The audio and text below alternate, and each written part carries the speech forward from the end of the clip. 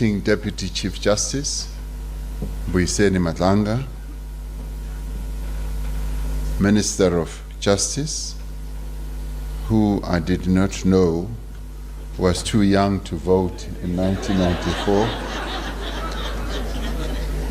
You now remind me of one other minister who is on the cabinet who tried to twist Nelson Mandela's arm to get 16-year-olds to vote.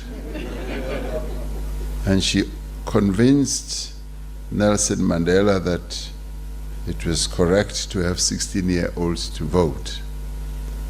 And it took the very strong arguments of a number of people who are here today to de-convince Nelson Mandela that 16-year-olds should not vote. So I see that you're among those who were campaigning for 16-year-olds to vote. Chief Justices from various countries who have come to our country, at the instance of our Chief Justice, who I commended earlier, that she has succeeded in inviting so many luminary Chief Justices and Justices from various other countries, and would like to applaud her for that and thank her for having done so. I'm Chairperson of the Council of Provinces, Ms. Tsipane Mutsueni, Deputy Speaker, Dr. Anil Lotriet, and members of Parliament and members of the legal fraternity and members of the diplomatic corps, representatives of political parties who are here present, and distinguished guests and ladies and gentlemen. It is for me a profound honor to be here today, together with all of you, as we mark a significant milestone in our democratic journey. This moment in many ways calls for celebration, but it calls for much more. It calls for a reflection, but also for a recommitment and for a renewed vision of constitutionalism in our country. When the Constitutional Court was established 30 years ago in a newly democratic South Africa, this in itself was a bold act. It was also a bold institutional response to a history that had denied the majority of South Africans their basic human rights. It was tasked with interpreting and safeguarding the rights enshrined in the Constitution of 1996. But its role was always more than legal. It was deeply symbolic. It was a noble symbol of our democratic order, both immortal and a legal compass. This court was established on the ruins of an oppressive legal system and was built on the grounds of a former prison, as the Chief Justice said earlier, embodying the hope that the law could become an instrument of justice rather than repression. Allow me to briefly cast my mind back to the 8th of May 1996. This was the day when the Constitution was adopted by the Constitutional Assembly. Speaking in my capacity then as chairperson of the Constitutional Assembly, I described this, our Constitution, as our new nation's birth certificate, reflecting the history from which we have emerged and the values of human dignity, equality, and freedom that we now cherish. A birth certificate affirms the existence, the identity, and the legal recognition of every human being, and indeed every citizen. It grants a person access to rights, to services, to attend school, to work, to travel, and to participate in various aspects of society's life. Just like a person cannot enjoy their rights without a birth certificate, without the Constitution, our country would be cast adrift and would be vulnerable to the excesses of unchecked power. We celebrate the existence of this court over the 30 years in which it has defended our democracy and its democratic vision, as set out in our birth certificate, our Constitution. This court has been the guardian, watching over our nation's legal constitutional health, just as a parent would attend to the health of their growing child. The establishment of the court lent legitimacy to the new order at the time when we were emerging from decades of apartheid oppression.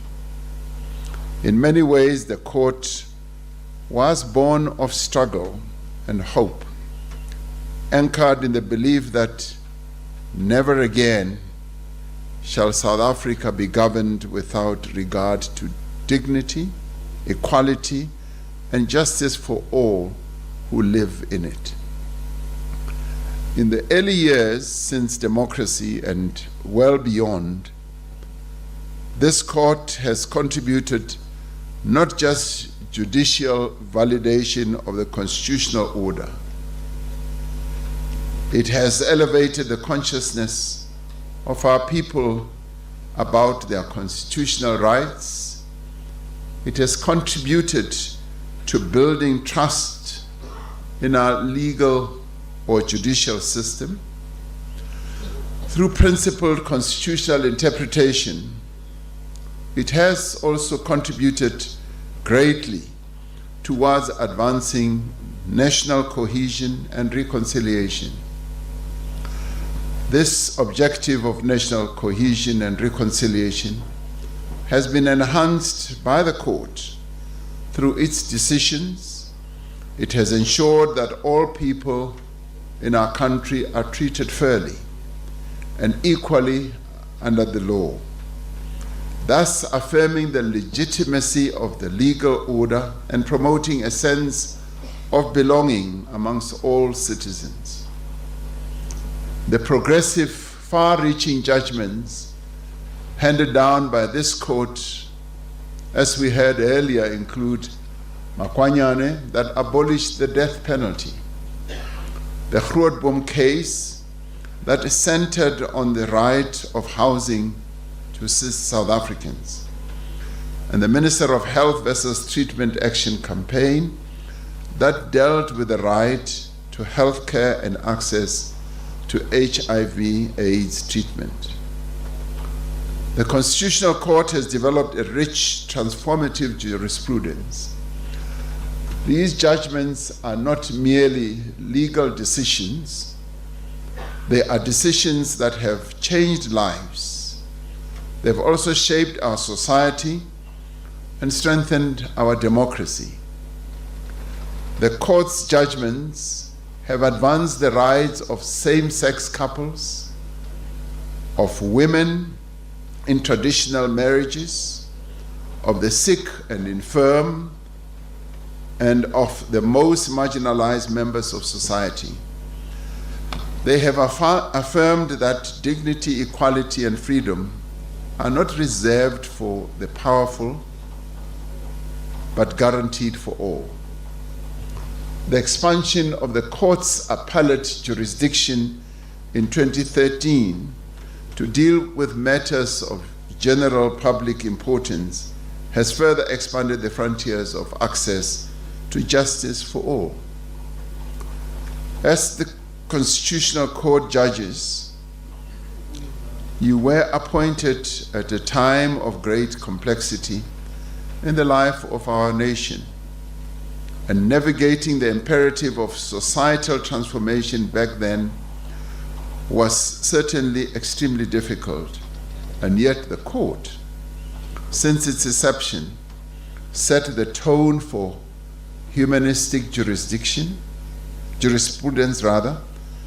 that continues to endure till today. The Constitutional Court, like any other institution, has had to weather many a societal and political storm. We acknowledge with deep respect the caliber of the leadership the court has drawn, jurists of independent mind, jurists of great intellect and moral courage. From the pioneering judgments of the court's early years to the complex cases of today, the judiciary has been a pillar of stability, especially in times of political uncertainty as well.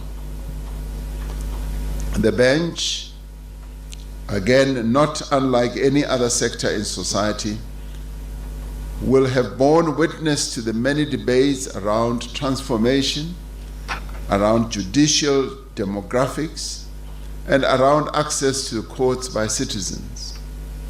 The court has at times found itself dragged into political controversies and has had to manage occasional frictions with the executive over the separation of powers. And yet, amidst all these, the Constitutional Court has not been shaken, but stood firm as a credit to the democratic order that we established. What has defined the Constitutional Court that we are proud of is not just the wisdom of its judgments, but the courage of its convictions. It has withstood political pressure, defended the separation of powers, and asserted that no person or institution is above the Constitution. It has done so with a steady voice, grounded in reason, compassion, and principle. This very building here on Constitutional Hill is a testament to that resilience. Built on the site of the old fort prison that once symbolized oppression and pain, the Constitutional Court building reflects the hopes and the aspirations of our people. Whether it is the architecture, the artwork, the interior designs, the design of the doors of the judges' chambers, or the furnishings inside the court itself, these all represent a constitutional order that lives and breathes. The success of the court which we celebrate today has been achieved through the collective effort of many.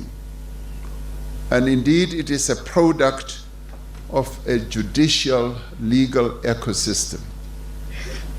The legal profession, through its attorneys and judges, come to this court to present arguments that test and involve the meaning of our Constitution. The government plays a role as it bears the duty and responsibility to implement court rulings. Civil society continues to act as a vigilant watchdog and as an advocate of the voiceless in our country. The public, whose confidence in the rule of law endures, gives this court its legitimacy. We pay tribute to the justices, past and present, to the clerks of the court, legal scholars and advocates whose work has deepened our constitutional culture. Their integrity, intellect, and independence have given life to the ideals of our Constitution.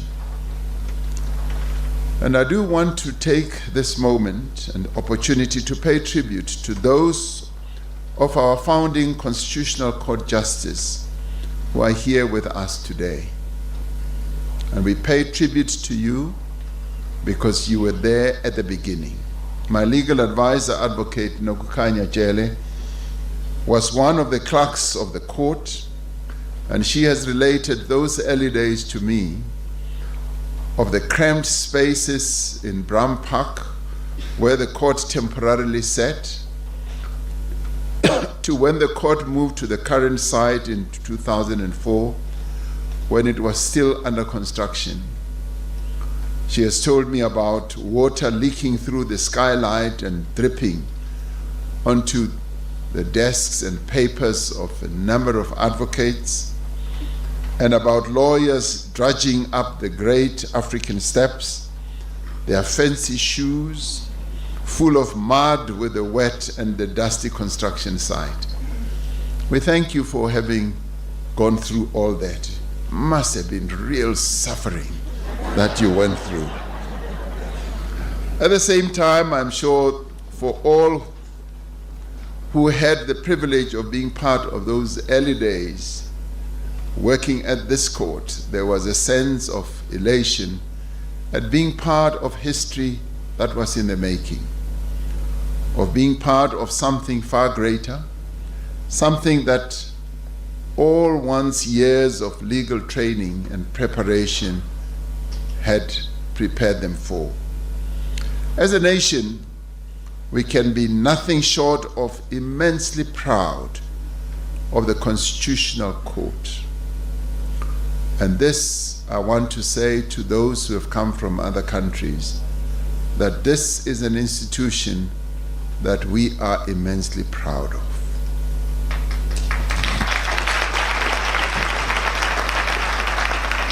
We are also proud of what it has achieved, and we're also proud of its ongoing and preeminent role in our society. Just as society continues to evolve and adapt, the court too has demonstrated its own capacity to interpret our Constitution in response to the lived experience and realities of our people. It has and continues to do so without fear or favor, and remains a bulwark of justice and hope. The reality we must confront is that there are significant challenges to constitutionalism today. There is a disconnect between the promise of our Constitution and the lived realities of South Africans. The promise of the Constitution is far from fully realized. Persistent inequality threats to judicial independence that are often voiced, lack of implementation of court orders, and the erosion of trust in institutions remain pressing challenges. The advancement of socio-economic rights is not as far as we wish it to be, particularly with respect to the rights of our people in relation to housing and the basic services that should sustain their lives. It will forever remain a blight on our democracy that the applicant in the groundbreaking Grootboom judgment, Ms. Irene Grootboom, died in 2008 without her dream of a decent house having been fulfilled, despite her right to housing having been adjudicated by this court. Deepening respect for constitutionalism across all sectors must start with the state. We must acknowledge the troubling irony of lauding the Constitutional Court's progressive judgments on one hand, especially on socio-economic rights, with the reality that the state apparatus has in many of these cases had to be compelled by this very court to fulfill its obligations. This points to widespread and systematic shortcomings in service delivery that must be addressed. Our people should not have to resort to litigation to have their rights realized.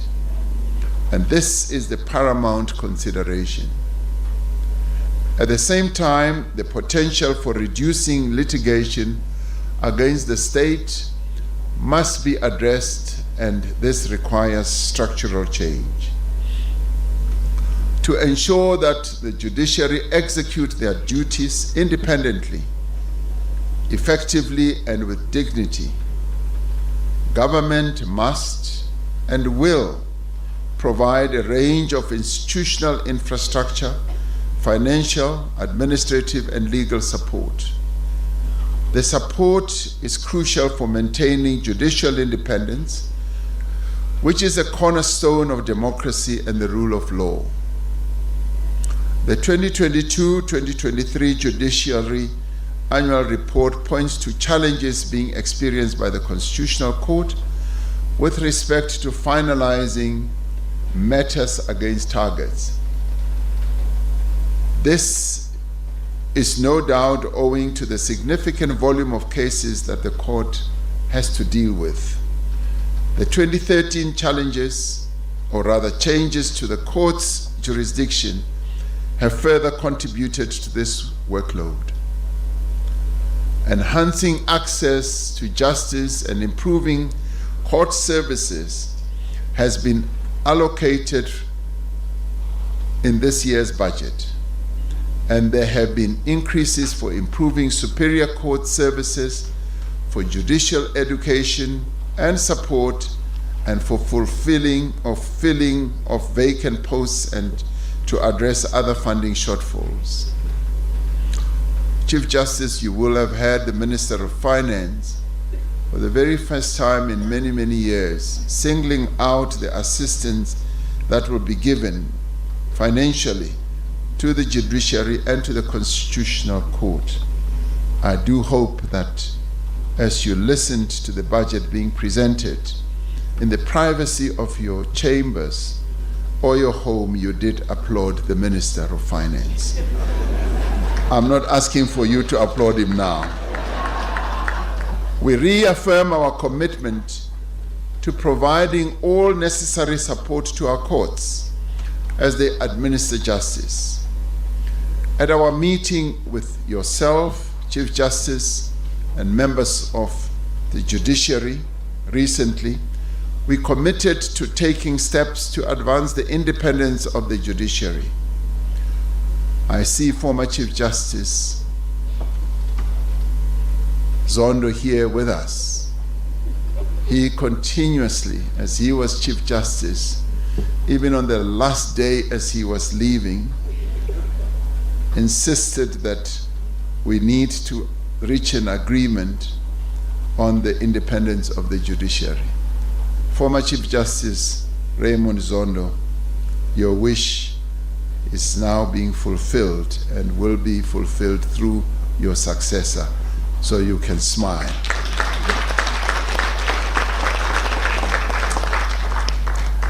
A joint committee is now in action to finalize this whole process of the independence of the judiciary.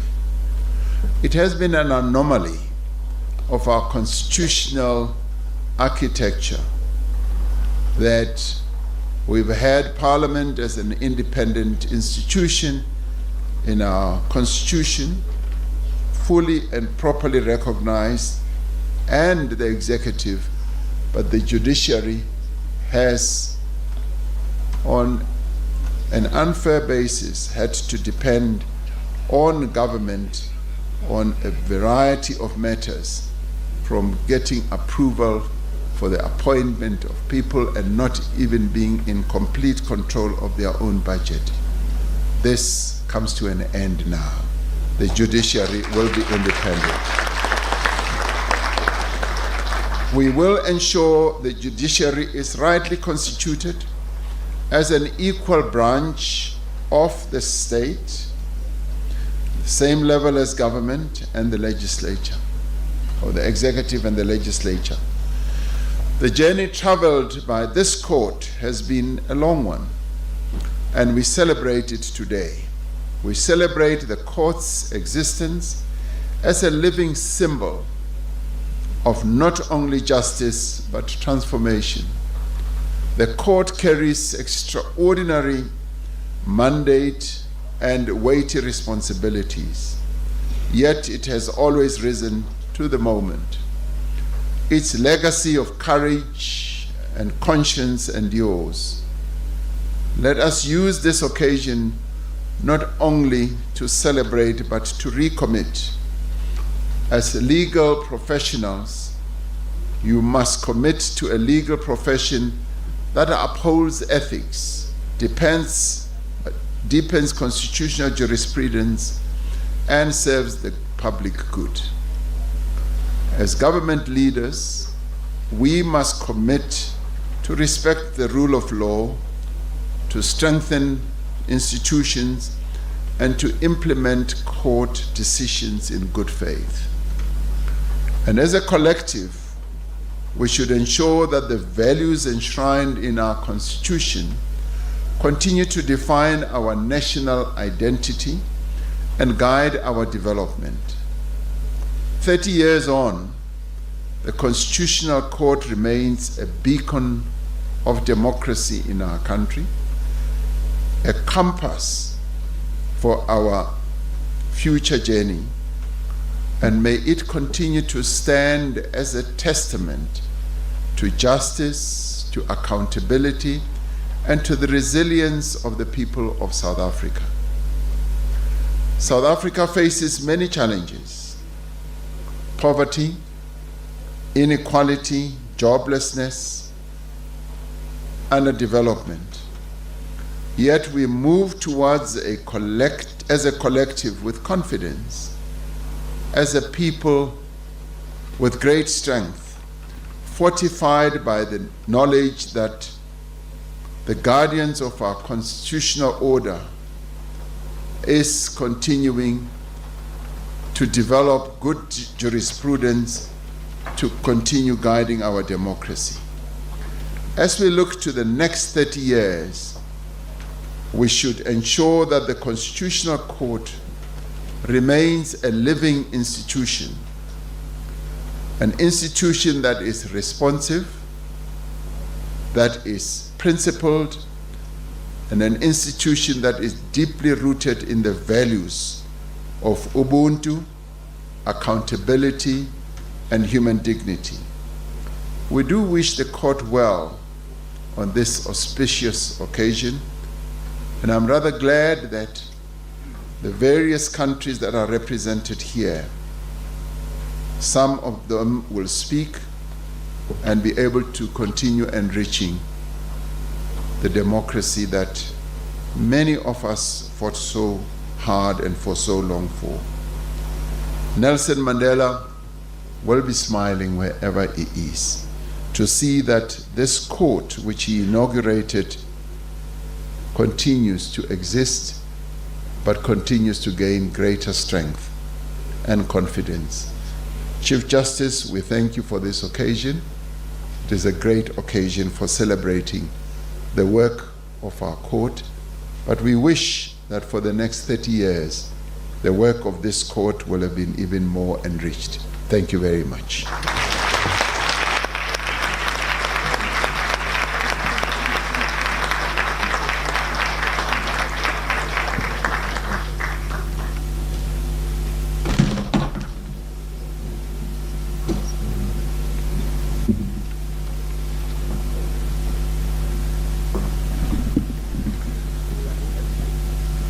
Now, we have reached the end of the first session, and how fitting it is that it ends with this wonderful rendition by the head of our state. Thank you very much, Mr. President.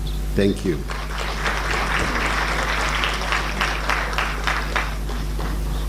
Let me mention that as a court and in this kind of celebration, we would have loved to have the entire first intake of justices with us here. But because some have since departed from this world, they could not be with us. What we did, which was closest to the first prize for us, was to invite their families.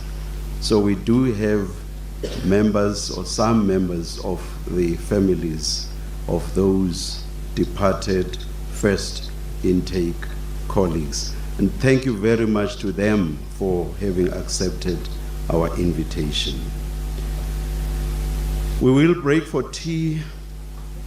As we do so, there will be a photo session in which we request you, Mr. President, Minister, of course, our Chief Justice, our foreign colleagues, the Chief Justices and representatives of Chief Justices from the other countries that we have here, my colleagues at the Constitutional Court, and our retired colleagues, and the heads of court.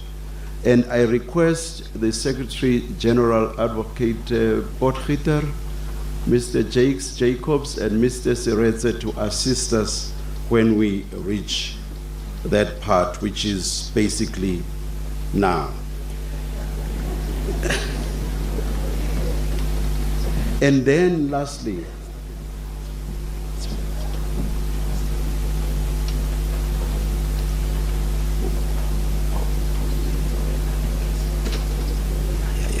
here's Mr. Seretse. He'll take care because he's telling me that we'll do it in stages. So he'll please take care of that detail.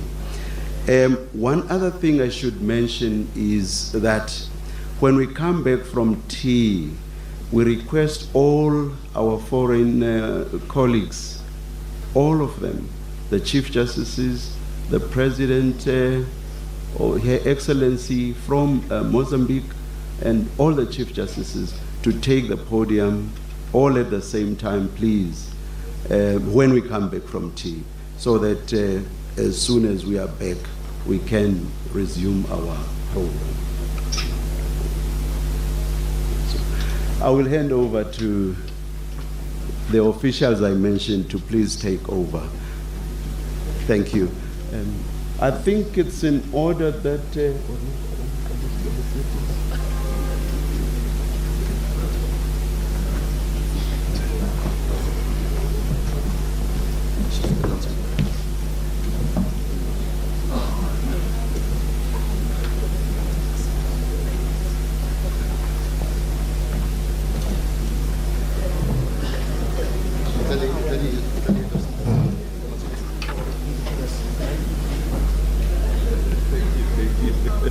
whilst the photo session is in progress, may I invite our guests to please walk across for tea. Thank you very much. Thank you all.